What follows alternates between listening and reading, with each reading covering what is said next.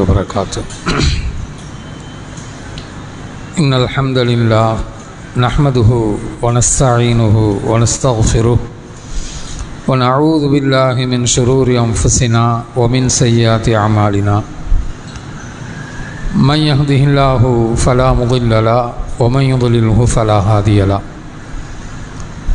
وأشهد أن لا إله إلا الله وحده لا شريك له وأشهد أن محمدًا عبده ورسوله. أما بعد فقد قال الله تعالى في القرآن العظيم وفي الفرقان المجيد: فأعوذ بالله من الشيطان الرجيم. بسم الله الرحمن الرحيم.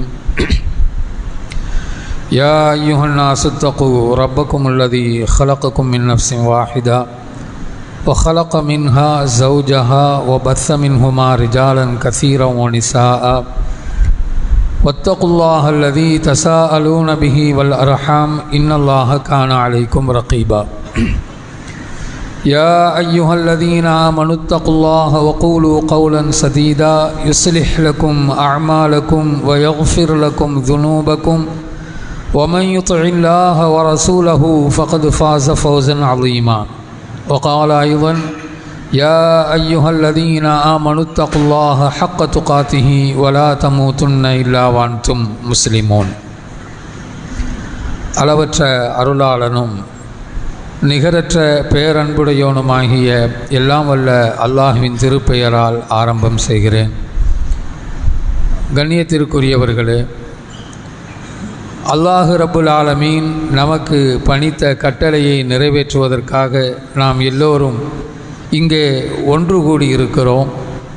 இந்த அரிய சந்தர்ப்பத்தில் இங்கே சொல்லப்படுகின்ற செய்திகளை சொல்லுகின்ற நானும் கேட்கின்ற நீங்களும் நம்முடைய வாழ்க்கையில் எடுத்து நடப்பதற்கு என்றென்றும் அல்லாஹ் அருள் புரிவானாக என்ற பிரார்த்தனையோடு இன்றைய செய்திக்குள் நுழைகிறேன். கண்ணியத்திற்குரியவர்களே, ஒரு மோசமான சூழலில் நாம் வாழ்ந்து கொண்டிருக்கிறோம்.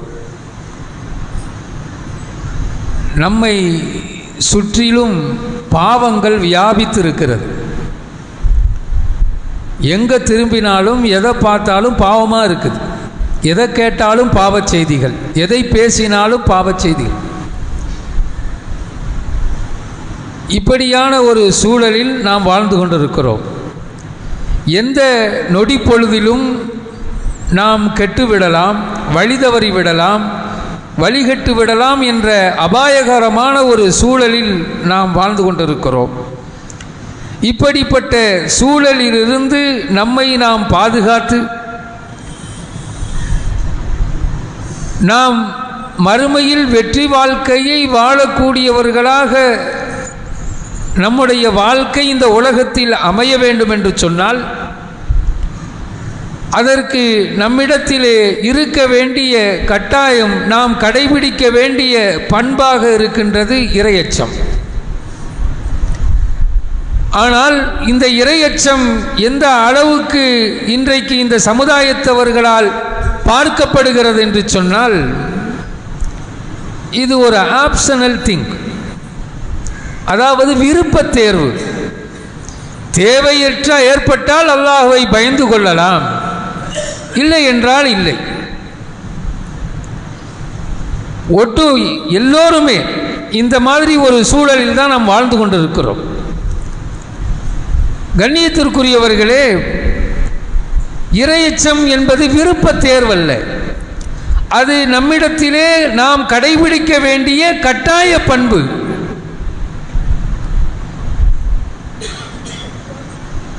ஏனென்று சொன்னால், நாம் கட்டாயமாக நாம் இப்பொழுது அல்லாஹ்வை பயந்து வாழ வேண்டும் என்று நாம் நினைத்தால் கூட ஷைத்தான் லேசாக உள்ளத்தில் இன்றைக்கு உலகத்தில் எல்லா சிறப்புகளும் கொடுக்கப்பட்டு வாழ்வாங்கு வாழ்ந்து கொண்டிருக்கிறார்களே, அவர்கள் என்ன எல்லோரும் இறையச்சவாதிகளா?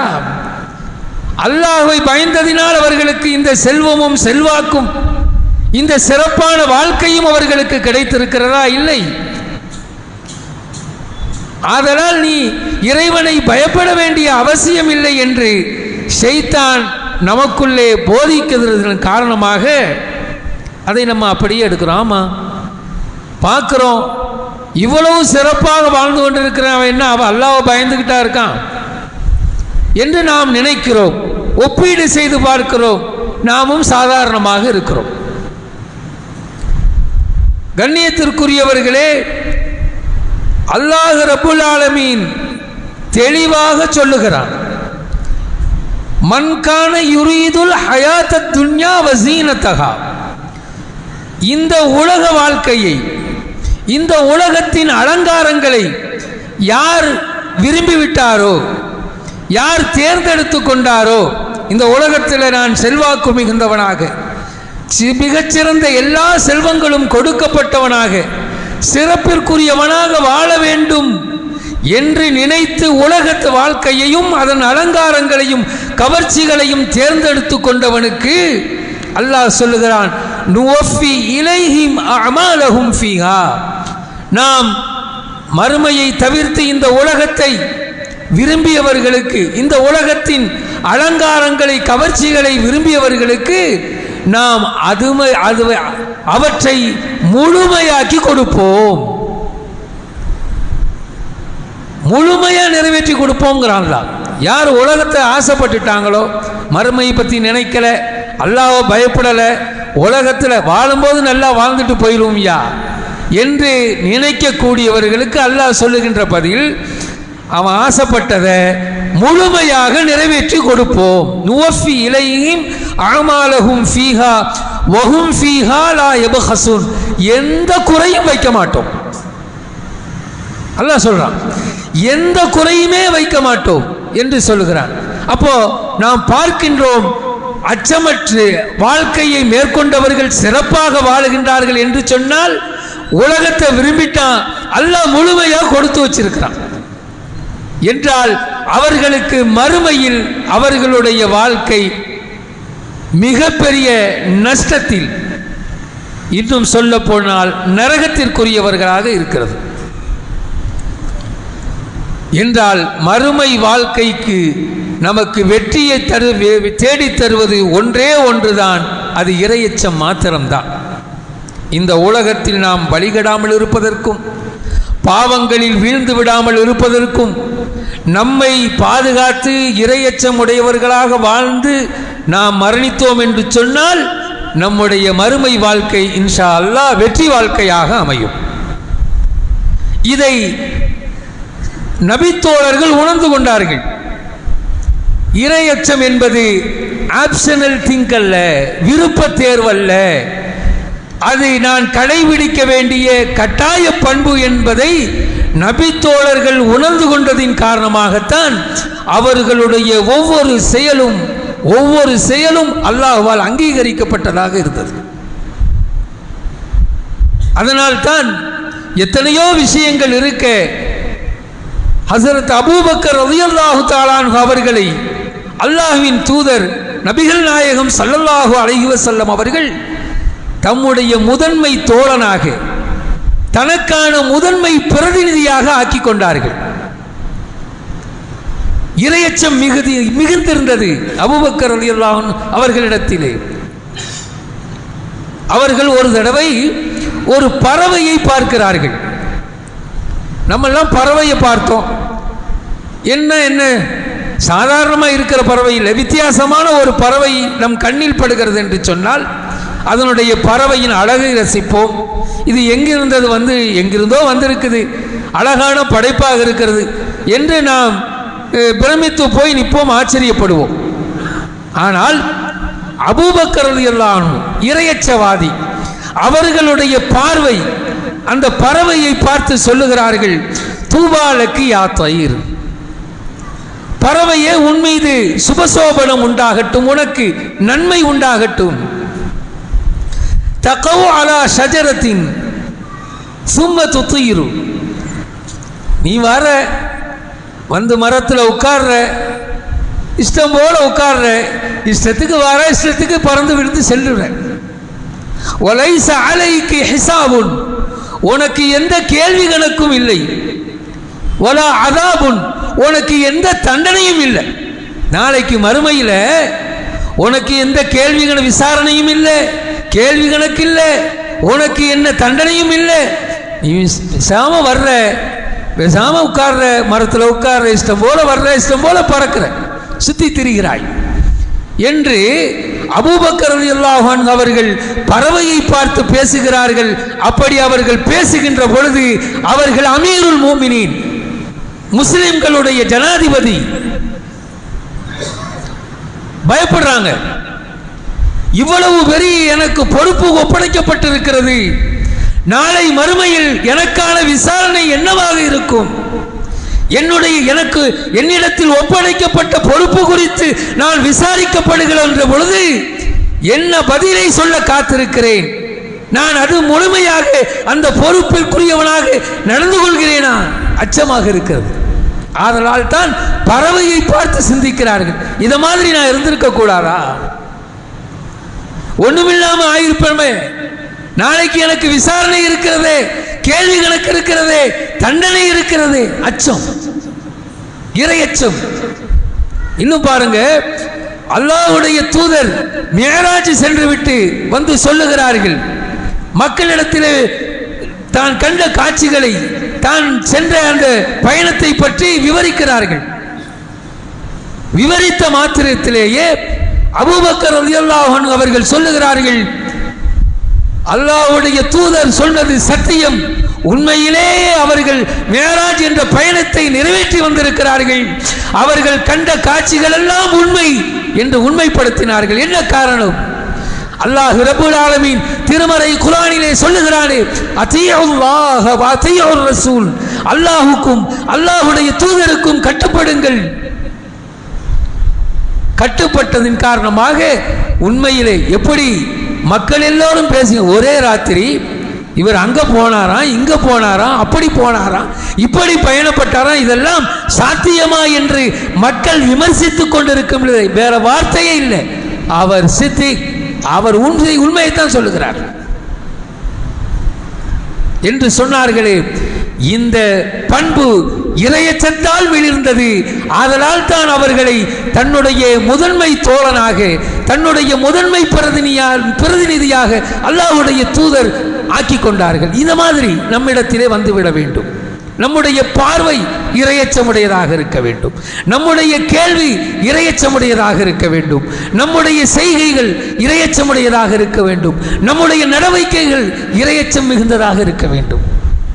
உமர் ரலியல்லாஹு அன்ஹு அவர்கள் சற்றே வித்தியாசமானவர்கள். அவர்களை பார்த்து அல்லாஹ்வுடைய தூதர் சொல்லுகிறார்கள், இன்னல்லாஹ யன்திகு அலா லிசானி உமர், உமருடைய நாவிலே அல்லாஹ் பேசுகிறான் என்று அல்லாஹ்வுடைய தூதர் சொல்லுகிறார்கள். எப்பொழுதெல்லாம் இரட்டை முடிவை மேற்கொள்ள வேண்டிய சூழ்நிலை ஏற்படுமோ, எப்பொழுதெல்லாம் ஒரு குழப்பமான நிலை நிகழுமோ, அந்த நேரத்தில் அல்லாஹ்வுடைய தூதர் ஒரு முடிவை சொல்லுவார்கள், அதற்கு மாற்றமான முடிவை உமர் ரலியல்லாஹு அன்ஹு அவர்கள் சொல்லுவார்கள். அல்லாஹ் ரப்பல் ஆலமீன் உமர் ரலியல்லாஹு அன்ஹு சொன்ன முடிவை அங்கீகரித்து வசனத்தை அருளுவான். அப்துல்லாஹ் இப்னு உபை முனாஃபிக், ஒரு நயவஞ்சகன், மரணித்திருக்கிறான். அவனுடைய மகன் முஸ்லிம், அப்துல்லாஹ் இப்னு உபை, இவன் முனாஃபிக், மரணித்திருக்கிறார். இவனுடைய மகன் முஸ்லிம் அல்லாஹ்வுடைய தூதரிடத்திலே வந்து கேட்கிறார், என்னுடைய தந்தைக்கு நீங்கள் ஜனாசா தொழுக வைக்க வேண்டும் என்று சொல்லும் பொழுது அல்லாஹ்வுடைய தூதர் அவர் கேட்டுக்கொண்டதற்கிணங்க தொழுகை நடத்துவதற்காக முன்னால் செல்கிறார்கள். இந்த நேரத்தில் அல்லாஹ்வுடைய தூதருடைய சட்டையை பிடித்து உமர் ரலியல்லாஹு அன்ஹு அவர்கள் அதிகப்படியான உரிமை எடுத்துக்கொண்டு இழுக்கிறார்கள். வேண்டாம், அவன் முனாஃபிக், அவனுக்கு நீங்கள் தொழுகையை நிறைவேற்றுவது கூடாது, என்று அல்லாஹ்வுடைய தூதரை உமர் ரலியல்லாஹு அன்ஹு அவர்கள் தடுக்கிறார்கள். கையை தட்டிவிட்டு அல்லாஹ்வுடைய தூதர் உமர் ரலியல்லாஹு அன்ஹு அவருடைய கையை தட்டிவிட்டு தொழுகையை நிறைவேற்றி முடிக்கிறார்கள். அல்லாஹ் ரப்பல் ஆலமீன் வசனத்தை அருளுகிறான். இஸ்தக்ஃபிர் லஹும் அவ் லா தஸ்தக்ஃபிர் லஹும் இன் தஸ்தக்ஃபிர் லஹும் 70 மர்ரத்தன் ஃபலன் யக்ஃபிரல்லாஹு லஹும். நீங்கள் அவர்களுக்கு பாவ மன்னிப்பு கேட்டாலும் சரி கேட்காவிட்டாலும் சரி, இல்லை 70 முறை அவர்களுக்காக நீங்கள் பாவ மன்னிப்பு கேட்டாலும் சரி, ஒருபோதும் அல்லாஹ் அவர்களை மன்னிக்கவே மாட்டான் என்று சொல்கிறான். ஜனாசா தொழுகை என்ன? மையத்துக்காக பாவ மன்னிப்பு கோருவது. இப்ப யாருடைய முடிவை அல்லாஹ் அங்கீகரிக்கிறான்? உமர் ரலியல்லாஹு அன்ஹு அவர்களுடைய முடிவை அல்லாஹ் அங்கீகரித்து வசனத்தை அருளுகிறான். என்றால் இந்த நிலை அவர்களுக்கு எவ்வாறு கிடைத்தது? எதனால் கிடைத்தது? இறையச்சம். ஒரு தடவை அல்லாஹ்வுடைய தூதர் சொல்லுகிறார்கள், பல பேரை நான் கண்டேன். சிலர் கரண்டை கால் வரை, சிலர் முட்டுக்கால் வரை, சிலர் இடுப்பு வரை, சிலர் மார்பு வரை ஆடைகளை அணிந்தவர்களாக வந்தார்கள். உமரே, நீர் முழுமையான ஆடையை அணிந்தவர்களாக உன்னை கண்டேன். அது என்ன ஆடை என்று சொன்னால் இறையச்சா தக்வாவுடைய ஆடை என்று அல்லாஹ்வுடைய தூதர் சொன்னார்கள். என்றால் இந்த இறையச்சம் தான் அல்லாஹ் அவர்களுக்கு எண்ணத்தை பெற்றுக் கொடுத்திருக்கிறது. அல்லாஹ்வுடைய தூதர் சொன்னார்களே, இன்னல்லாஹ யன்திகு அலா லிசானி உமர். உமர் ரலியல்லாஹு அன்ஹு அவர்களுடைய நாவிலே அல்லாஹ் பேசுகிறான். அதே மாதிரி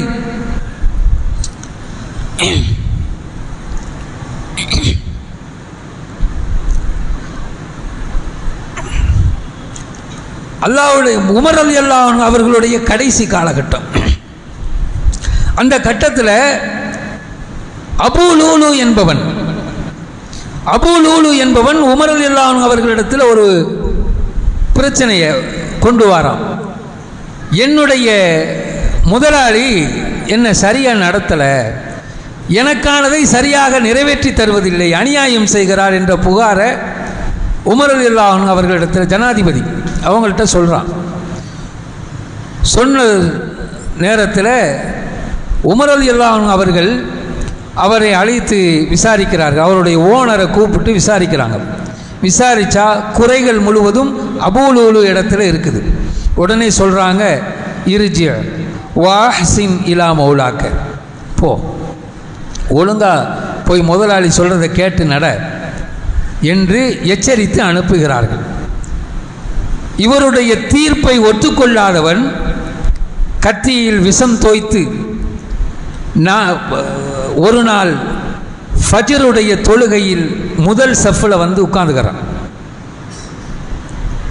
அவன் அபூ லூலு என்பவன் மஜூசி, நெருப்பை வணங்கக்கூடியவன். ஒரு எதிரிக்கு கூட தெரிந்திருக்கிறது, ஒரு இறையச்சவாதியை அவனை பிடிக்க வேண்டும் என்று சொன்னால் அவனை தேடுமிடம் பள்ளிவாசலாக இருக்க வேண்டும் என்பதை அறிந்து வைத்ததின் காரணமாக அவன் எங்க வந்து உட்கார்ந்து இருக்கிறான்? ஃபஜர் தொழுகையில முதல் சஃப்ல வந்து உட்கார்ந்து இருக்கிறான். உமர் ரலியல்லாஹு அன்ஹு ஃபஜர் தொழுகையை தொழ வைக்கிறாங்க.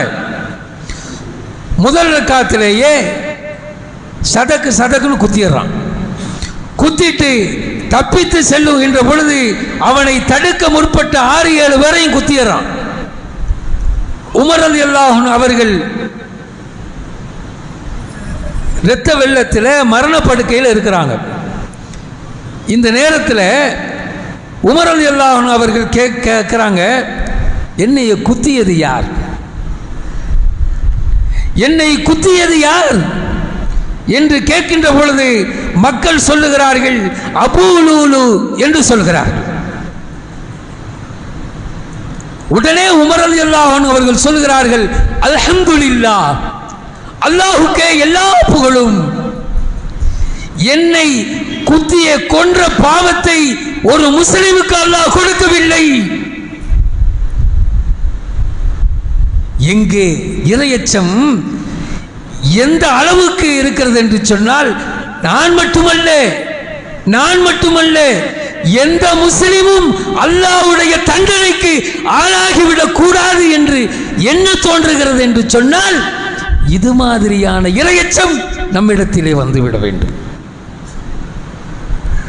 இந்த இறையச்சம் நம்மிடத்திலே வந்துவிட வேண்டும். நம்ம என்ன நினைக்கிறோம்? ஏன்னா இறையச்சம் அல்லாஹ்வை பயந்துக்கிறோம், இல்லைன்னா இல்லை. கண்ணியத்திற்குரியவர்களே, உஸ்மான் ரலியல்லாஹு அன்ஹு அவர்கள் சொர்க்கத்திற்குரியவர்கள் என்று அடையாளம் காட்டப்பட்டவர்கள், தின்னூரின் 2 ஒளிகளை உடையவர்கள் என்று அல்லாஹ்வுடைய தூதரால் பாராட்டப்பட்டவர்கள். அவர்கள் மையவாடிக்கு சென்றால் தாடிகள் நனைய அழுவார்களாம். அவ்வளவு அழுவாங்களாம். மக்கள் கேட்பாங்களாம், சொர்க்கத்தை பற்றி பேசுகின்ற பொழுது, மறுமையை பேசுகின்ற பொழுது, நரகத்தை குறித்து பேசுகின்ற பொழுது நீங்கள் இப்படி அழுவதில்லையே, இந்த மண்ணறைக்கு வந்து ஏன் இப்படி அழுகிறீர்கள் என்று கேட்கின்ற பொழுது அவர் சொல்வாராம், உஸ்மான் ரலியல்லாஹு அன்ஹு அவர்கள் சொல்வார்களாம், நாளை மறுமையில் வாழ்க்கைக்குரியான முதல் படித்தரம் மன்னரை வாழ்க்கை. அவ்வல் மன்சில் மின் மனாசிலில் ஆகிரா, முதல் படித்தரம். முதல்ல நீ இங்க வெற்றி பெற்று விட்டாய் என்று சொன்னால், கபரில் நீ வெற்றி அடைந்து விட்டாய் என்று சொன்னால், உன்னுடைய மறுமை வாழ்க்கை வெற்றி அடைந்து விடும்.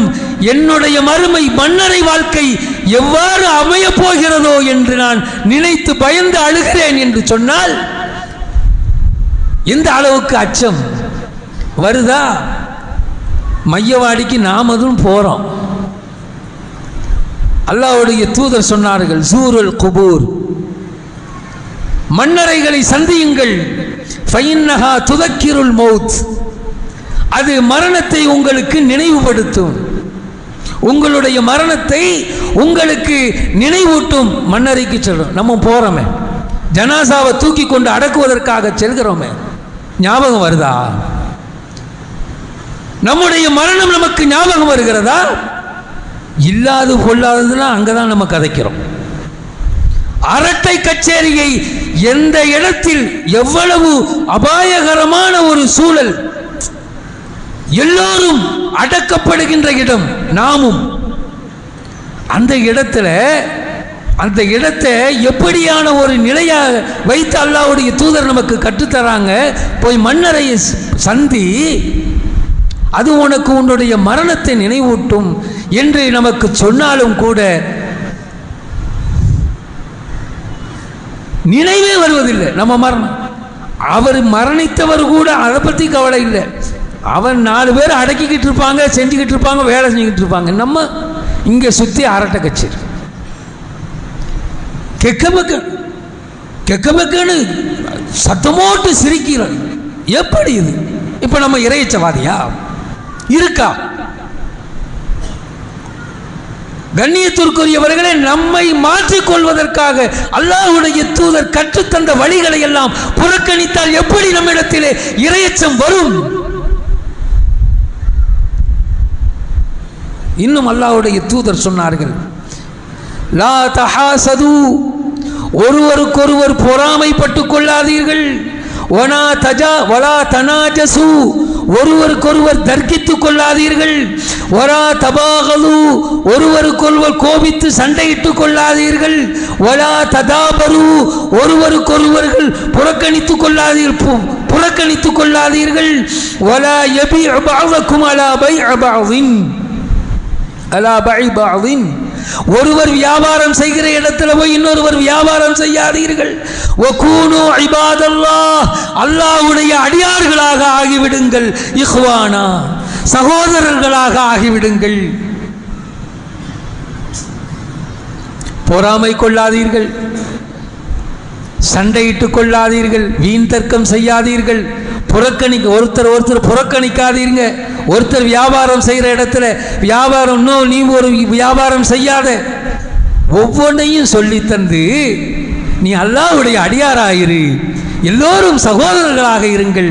இந்த பண்புகள் எல்லாம் நம்மிடத்தில் வந்துவிட்டது என்று சொன்னால் நான் இறையச்சவாதி. கண்ணியத்திற்குரியவர்களை சொல்லிவிட்டு சொன்னார்கள், அல் முஸ்லிமு அல் முஸ்லிம் அஹுல் முஸ்லிம், ஒரு முஸ்லிம் இன்னொரு முஸ்லிமுக்கு சகோதரன். லா யظ்லிமுஹு வலா யஹ்கிருஹு வலா யஹ்துலுஹு, அவன் ஒரு காலமும் தன்னுடைய சகோதரனுக்கு அநீதம் இழைக்க மாட்டான், அவனை இழிவுபடுத்த மாட்டான், அவனை அசிங்கப்படுத்த மாட்டான் என்று சொல்லிவிட்டு அத்தக்வா ஹாஹுனா அத்தக்வா ஹாஹுனா அத்தக்வா ஹாஹுனா என்று தன்னுடைய கையை எடுத்து தன்னுடைய நெஞ்சை காட்டி 3 தடவை இறையச்சம் என்பது இங்கே இருக்கிறது, இறையச்சம் என்பது இங்கே இருக்கிறது, இறையச்சம் என்பது இங்கே இருக்கிறது என்று அல்லாஹ்வுடைய தூதர் நமக்கு பாடம் நடத்தினார்கள் என்று சொன்னால், கண்ணியத்திற்குரியவர்களே, இந்த இறையச்சத்தை தான் நாம் ஆப்ஷனல் திங்காக, விருப்ப தேர்வாக வைத்திருக்கின்றோம். என்னுடைய அருமை சமுதாயமே, இது விருப்ப தேர்வல்ல, நாம் கட்டாயமாக கடைபிடிக்க வேண்டிய பண்பு என்பதை நம்மில் ஒவ்வொருவரும் உணர்ந்து நம்முடைய வாழ்க்கையில் நம்முடைய பார்வை, நம்முடைய கேள்வி, நம்முடைய சொல், நம்முடைய செயல்கள், நம்முடைய நடவடிக்கைகள் அனைத்தும் அல்லாஹ்வுடைய அச்சத்தால் மிளிர வேண்டும், அல்லாஹ்வுக்கும் அல்லாஹ்வுடைய தூதருக்கும் கட்டுப்பட்டதாக அமைய வேண்டும் என்பதை உணர்ந்து நம்முடைய வாழ்க்கையை அமைத்துக் கொள்வோமாக.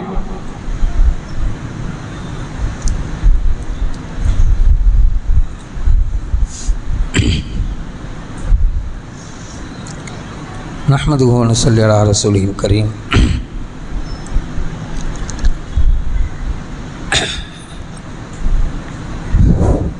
அல்லாஹ் ரப்புல் ஆலமீன் திருமறை குர்ஆனில் சொல்லி காட்டுகிறான், இன்னல் ஆகிபத்த லில் முத்தகீன், இறையச்சவாதிகளுக்குத்தான் நல்ல முடிவு இருக்கிறது. நம்முடைய முடிவு நல்ல முடிவாக அமையும், நம்முடைய மரணம் நல்ல நிலையில் அமைய வேண்டும், அல்லாஹ்வுடைய மார்க்கத்தின் மீதே நாம் மரணம் அடைய வேண்டும் என்று சொன்னால் அது யாருக்கு அமையும் என்று சொல்லுகிறான் திருமறை குர்ஆனில். யார் அல்லாஹ்வை பயந்து வாழ்கிறாங்களோ அவர்களுடைய முடிவுதான் நல்ல முடிவு என்று, இது ஏராளமான ஒரு வசனத்தை தான் நான் சொல்கிறேன், நிறைய இடங்களில் அல்லாஹ் சொல்கிறான், வல் ஆகிபத்து லில் முத்தகீன், நல்ல முடிவு இறையச்சவாதிகளுக்குத்தான் என்று. எனவே இறையச்சமுடையவர்களாக நம்முடைய வாழ்க்கையை நாம் அமைத்து கொள்ள வேண்டும். அப்படி வாழ்ந்தால்தான் நமக்கு கண்ணியத்தை தருவது இறையச்சம், நமக்கு உயர்வை தருவது இறையச்சம், நமக்கு தனித்துவத்தை தருவது இறையச்சம், நமக்கு தலைமைத்துவத்தை தருவது இறையச்சம், நமக்கு உவப்பை தருவது இறையச்சம். எனவே இறையச்சம்தான் இந்த உலகத்திலும் மறுமை வாழ்க்கையிலும் வெற்றியை தரும் என்பதை உணர்ந்தவர்களாக நம்முடைய வாழ்க்கையை அமைத்துக் கொள்வோமாக. எல்லாம் வல்ல அல்லாஹ் ரப்புல் ஆலமீன் நம்மை எல்லாம் அவனுக்கும் அவனுடைய தூதருக்கும் கட்டுப்பட்டவர்களாக ஆக்கி நம்மை எல்லாம் இறையச்சவாதிகளாக ஆக்கி அருள் புரிவானாக என்ற பிரார்த்தனையோடு நிறைவு செய்கிறேன். கண்ணியத்திற்குரியவர்களே, நம்முடைய ஜமாத்திடத்தில் நிறைய பேர் மருத்துவ உதவி கேட்குறாங்க. நம்ம மருத்துவ உதவி நம்ம செஞ்சு நம்மள்கிட்ட இப்போ ஃபண்டு இல்லை, நிதி இல்லை, ஆனால் கேட்குறவங்களுக்கு நமக்கு கொடுக்க முடியலை. அதனால் என்ன செய்யுங்க, உங்களுடைய சதக்காக்களை, தர்மங்களையும், உங்களுடைய ஜக்காத்து தொகைகளையும் கிளைகள்கிட்ட கொடுத்து மருத்துவ உதவிக்கு பயன்படுத்த. ஜக்காத்து தொகையை கண்டிப்பாக நாங்கள் மருத்துவ உதவிக்கு தான் பயன்படுத்துவோம், அதில் மாற்று கருத்து இல்லை. தர்மத்தையும் நீங்கள் அதிகமாக கொடுத்து அந்த நோயினால் மருத்துவத்து தேவையுடையவர்களுக்கு உதவக்கூடியவர்களாக நம்ம ஆக்கி அருள்வானாக. எல்லாம் வல்ல அல்லாஹ் ரப்புல் ஆலமீன் என்று சொல்லி நிறைவு செய்கிறேன். வாஹிதவான அல்ஹம்துலில்லாஹி ரப்பில் ஆலமீன். அஸ்ஸலாமு அலைக்கும்.